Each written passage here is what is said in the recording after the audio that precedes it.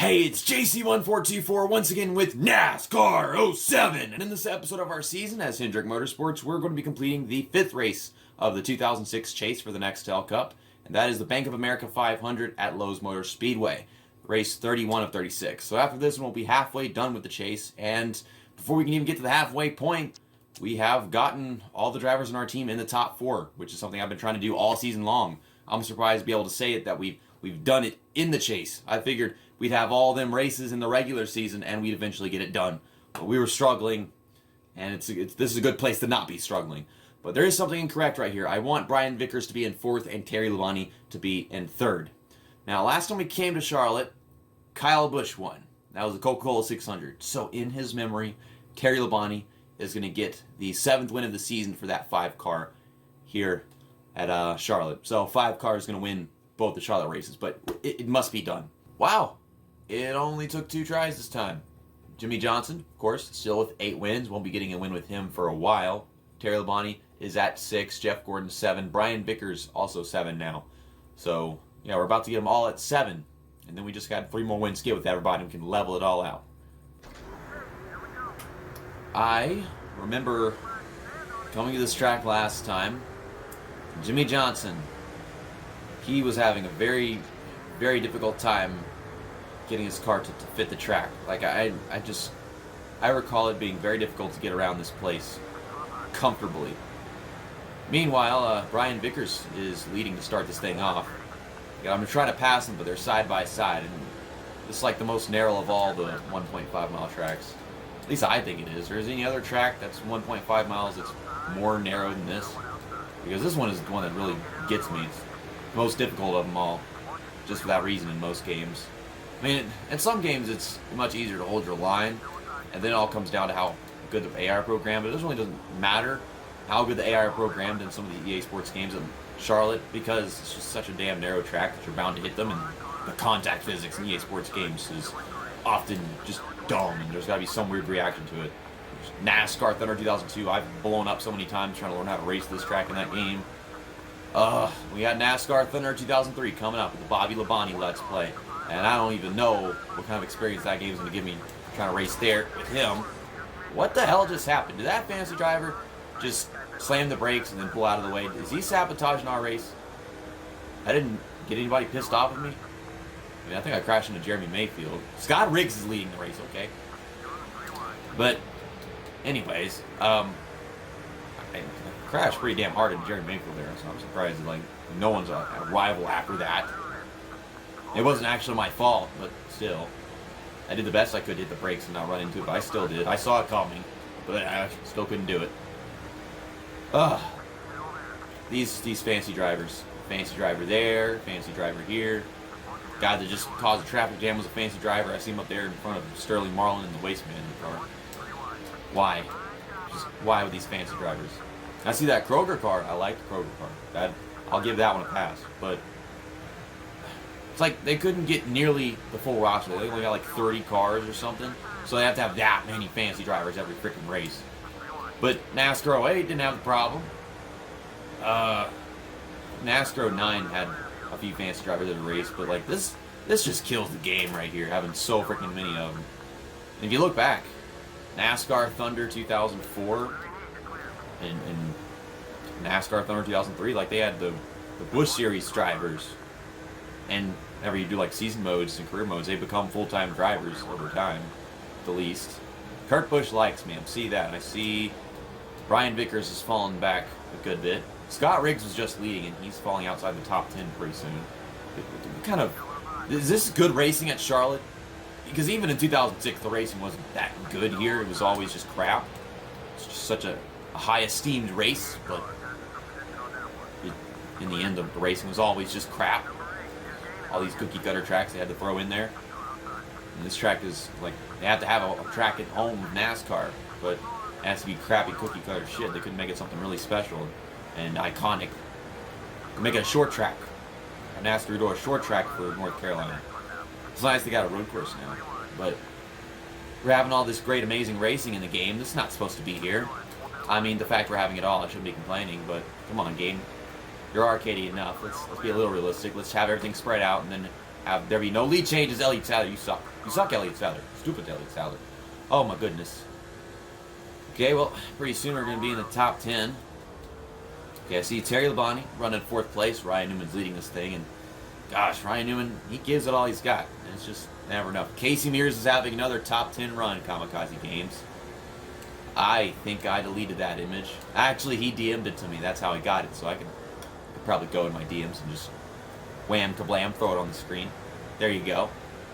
Kamikaze happy to see Casey Mears running in the top 10. And he could get into the top 5. I mean, who knows who might fall back or positions he might gain. Okay, so all my drivers are up here. I think I could possibly get them to finish 1, 2, and 3, and 4 in the race. But, all depends if we have enough time. This race is shorter than the Coca-Cola 600. This is 500. 500 is still a long race. It's the longest that they usually get, aside from the 600. But you really don't notice unless it is the Coca-Cola 600. We're going. I don't know how much further I want to go with Jimmy Johnson because, I mean, we're up here. I guess we should just get him to the lead, switch to Terry Labonte, and then Jeff Gordon. And Brian Vickers. I don't think I have to worry about Brian Vickers this race because apparently he's holding his own now. It took him 30 races, but Brian Vickers can hold his own now. Oh my God. Because usually it's like he'll start really good and then finish badly if I don't race as him. But he's still kind of up here, racing in the top 10. I can't run the outside line in the front stretch, by the way. In case you didn't notice, nope. No, that did not work. Well, the passing is done. More passing, unless I do it. A while ago, kept on having lead changes up here. I send it into 3. Captain brakes off the gas. Turns damn near off. It's going on and off. I'm not paying that much attention to it, but it gets annoying whenever it's affecting the frame rate. Okay, back to Terry Labonte, who is in 6th. So I'm going to attempt to take the lead from him.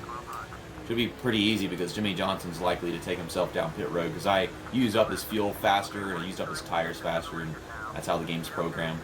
For some reason, the AI, they don't do that. And you really start to notice it in these EA Sports games whenever you run like a full 100% length race and you have to pit like 10 or 7 laps, somewhere around there, earlier than the AI because like you just can't make it that far.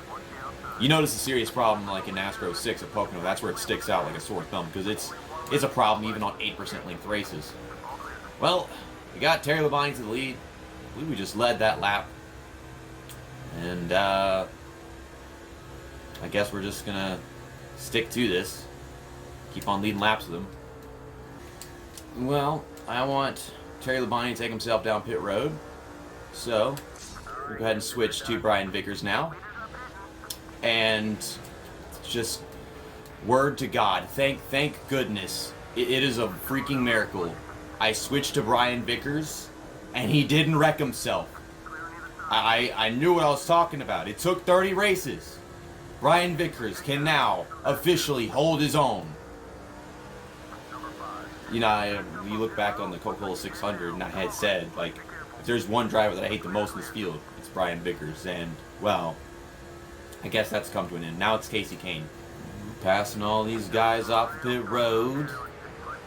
I mean, I think we're coming out behind a good few of them. 8th place right now. I'm going to pass Casey Mears. This will happen. I'm going to make it happen. I am drafting him. I'm catching him. And we're going to go into this corner.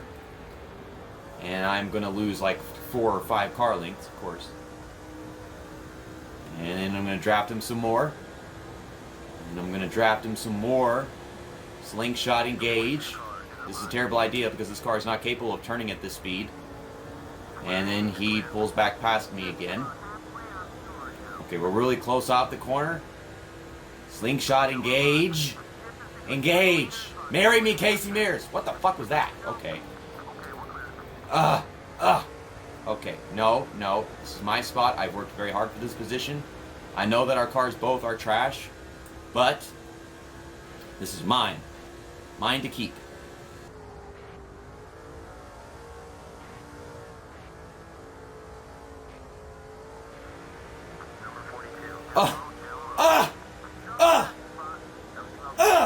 Fuck this car.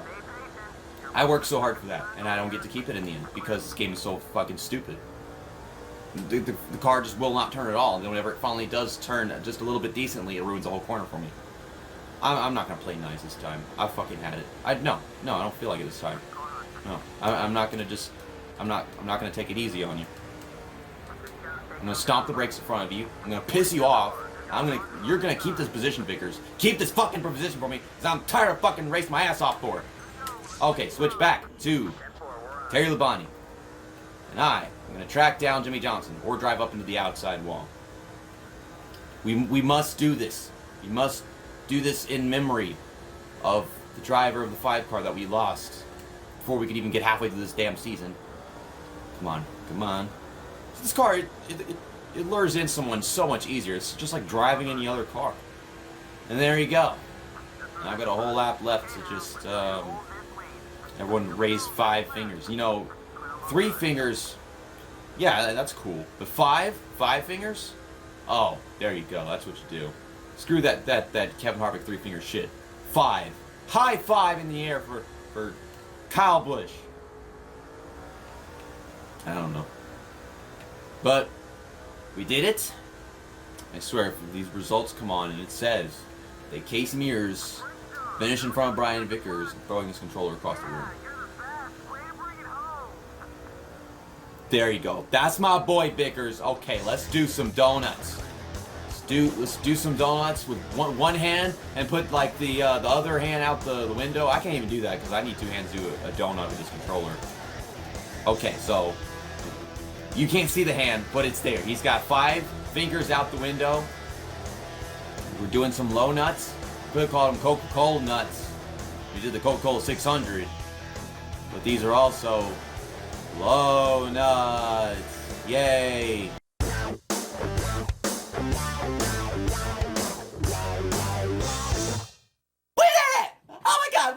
Jimmie Johnson's first place, Jeff Gordon second, Terry Labonte's in third, and Brian Vickers is in fourth. This is what we wanted all along. I mean, the guy in third place, we didn't want Terry Labonte in third place whenever we started this season, but I don't think anybody was expecting him to even show up in the roster. But I digress. I mean, the other guy's gone, and it's still the 5 car, so... Ryan Newman is 103 points behind Jimmie Johnson, and it's almost 30 points for him behind Brian Vickers, and from Tony Stewart onward, it is 30 points and over. So, yeah, we're just mainly focused on getting our drivers to finish in the right order from now on. Hopefully, Terry Labonte passing Jeff Gordon because he's just 2 points behind him, and Brian Vickers is kind of stuck where he is. It's a big gap for him. Terry Labonte and Ryan Newman, he's just right there. Jimmie Johnson's got a pretty sturdy lead over Jeff Gordon, 37 points. Well, in the next episode, we are going to Martinsville Speedway for the Subway 500, race 32 of 36. That will be the 6th race of the 2006 Chase for the Nextel Cup. My girlfriend does not work at Subway anymore. She works at Rouse's. So, I can't do shit for Subway. Fuck Subway. That place, they were never leaving that good. See you next time. That's that, and episode over.